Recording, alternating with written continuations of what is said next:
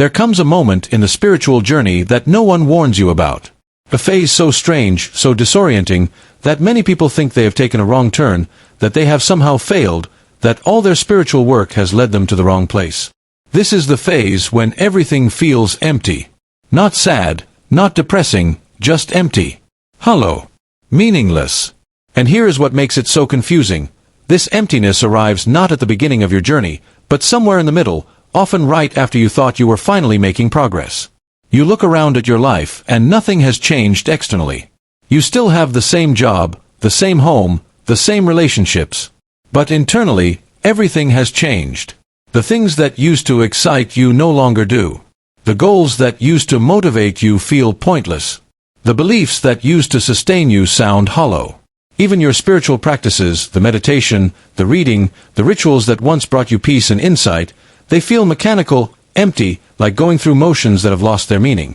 Many people describe this phase as feeling like they are living in a dream, or perhaps more accurately, like they have woken up from a dream only to find that waking life feels just as unreal.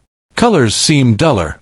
Conversations feel superficial, even when discussing deep topics. Joy feels muted.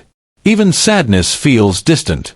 It is as if someone has turned down the volume on life itself, and you are walking through the world wrapped in invisible cotton, separated from everything by a thin but impenetrable membrane. From a spiritual point of view, this is one of the most crucial and misunderstood phases of awakening. This emptiness is not a problem. It is not a sign that you are depressed or that you have lost your way.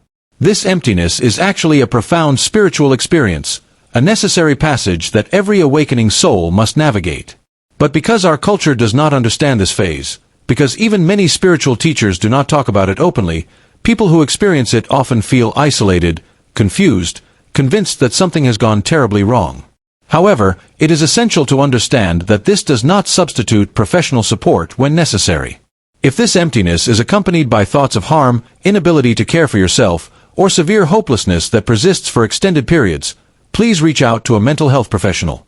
What I am describing is a spiritual phase that can coexist with good mental health, but it can also sometimes overlap with conditions that need professional attention. There is no shame in seeking support. In fact, having both spiritual understanding and professional guidance can be the wisest approach. So what is really happening in this strange phase? Why does everything suddenly feel so empty? The answer lies in understanding what awakening actually is. Awakening is not about gaining something new. It is about seeing through what was never real in the first place. For most of your life, you have been invested in stories. The story of who you are, the story of what matters, the story of what will make you happy, what will make you complete, what will give your life meaning. These stories gave everything color, significance, emotion, purpose. But as you awaken, as your consciousness expands, you begin to see these stories for what they are: constructs, interpretations, meanings that you imposed on a reality that is actually much more simple and direct than the stories suggest. And as these stories lose their power, as you see through them, the world that was built on those stories begins to feel empty. Not because the world has changed, but because you are seeing it without the stories for the first time. This is why spiritual teachers throughout history have used words like void, emptiness, nothingness to describe advanced stages of awakening. They are not being poetic or mystical. They are describing an actual experience. When the stories fall away, when the meanings you projected onto life dissolve, what remains can feel like emptiness. But here is the profound truth that is difficult to understand until you experience it.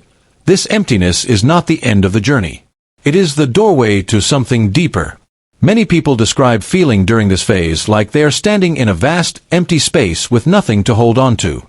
All the handrails you used to grip, all the landmarks you used to navigate by, they have vanished. Your old identity does not fit anymore, but you have not yet discovered who you are beyond that identity. Your old values do not inspire you anymore, but you have not yet connected with deeper values. Your old understanding of life does not satisfy you anymore, but you have not yet touched the understanding that lies beyond concepts and beliefs. This is the in-between space, the liminal zone, the gap between who you were and who you are becoming. And gaps, by their nature, feel empty. There is nothing there yet because the new has not fully emerged. But the old is already gone, or at least you can see through it clearly enough that it no longer functions the way it used to. You are suspended in a moment of pure transition, and that suspension can feel excruciating because the human mind desperately wants something to grasp, something to believe in, something to make sense of experience. From a spiritual perspective, this phase is teaching you something essential. You can exist without stories, without meanings, without the constant narrative that the mind usually provides. You are discovering that beneath all the interpretations, beneath all the significance you thought things had, there is simply what is. Pure experience. Raw reality. Unfiltered presence.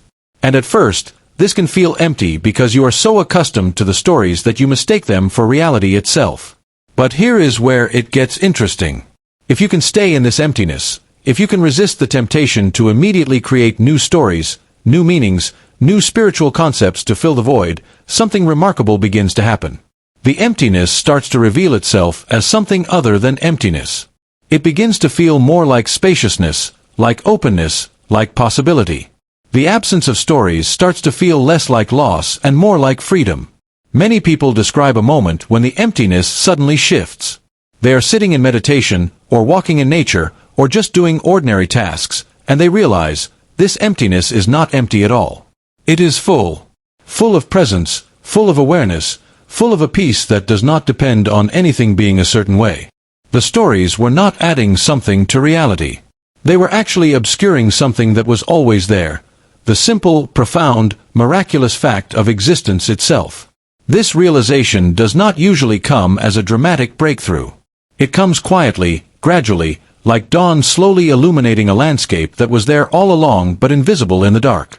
You begin to notice that even though nothing feels meaningful in the old way, you are okay. You are actually more than okay.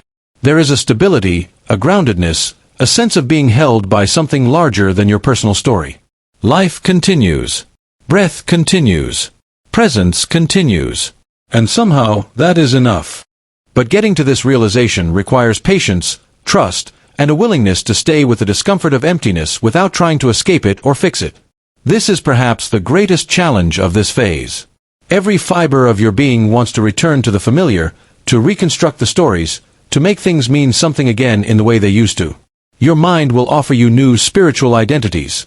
Maybe you are an enlightened person now, maybe you have transcended ordinary reality, maybe you are special in some way. Resist these new stories. They are just the ego trying to regain control through spiritual concepts.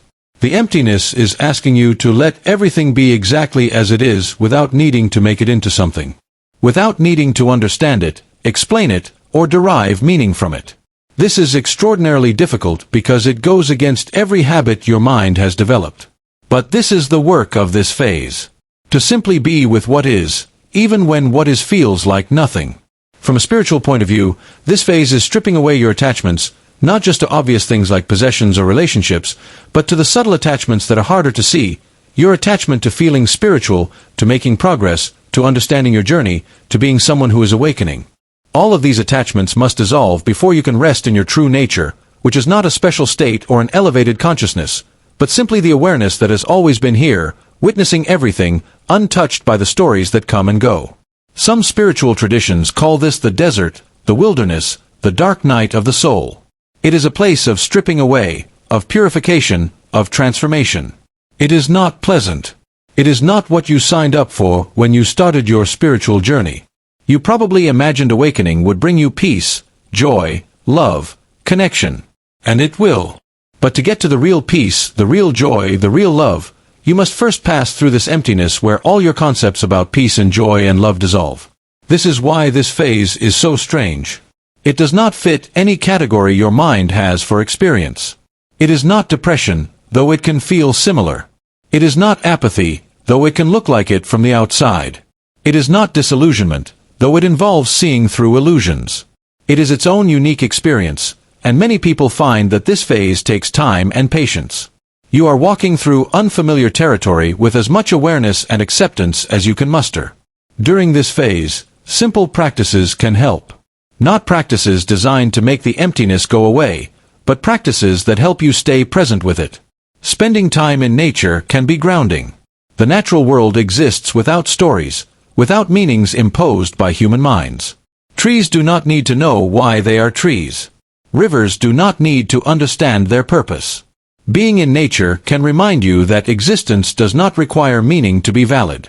Meditation during this phase might feel pointless, but it can actually be the most valuable practice. Sitting with the emptiness, watching it, being with it without trying to change it, this develops the capacity to be present with reality as it is rather than as you wish it were. You are training yourself in acceptance, in surrender, in letting be. These are not passive qualities. They are profound spiritual capacities that will serve you throughout your life. Journaling can also help, not to figure anything out or reach conclusions, but simply to witness your experience in words. Write about the emptiness. Describe it. Notice how it feels in your body, what thoughts accompany it, what fears or longings arise around it. The act of witnessing your experience through writing can create a small space of awareness around it, reminding you that you are not the emptiness. You are the one noticing the emptiness. It can also be helpful during this phase to reduce stimulation. The emptiness becomes more tolerable when you are not constantly trying to fill it with distractions. Reduce social media, reduce entertainment, reduce anything that pulls you out of direct experience and into the mind's commentary about experience. This might sound counterintuitive. When everything feels empty, why would you remove the things that provide stimulation? But the stimulation is actually preventing you from fully experiencing the emptiness, and only by fully experiencing it can you discover what lies on the other side of it. Many people describe finding support during this phase by reading accounts of others who have gone through it. The mystics, the contemplatives, the spiritual seekers throughout history who wrote about their journey through emptiness and what they found there. Knowing that this is a recognized phase of awakening, that countless others have walked this path before you, can provide comfort and context. You are not alone. You are not broken. You are in a well-documented, if rarely discussed, stage of spiritual development. And then, in its own time, the phase shifts. You cannot force this shift. You cannot make it happen through effort or practice. It happens when it happens, when you are ready, when you have learned what this emptiness has to teach you.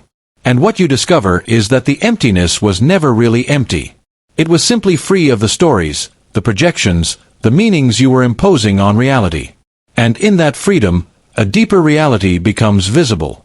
You start to notice the beauty in simple things again, but it is a different kind of beauty. Not the beauty of things meaning something to you personally, but the beauty of things simply being what they are. You start to feel connection again, but it is a different kind of connection. Not connection based on shared stories or identities, but connection based on the recognition that we are all expressions of the same consciousness, the same life force, the same mystery.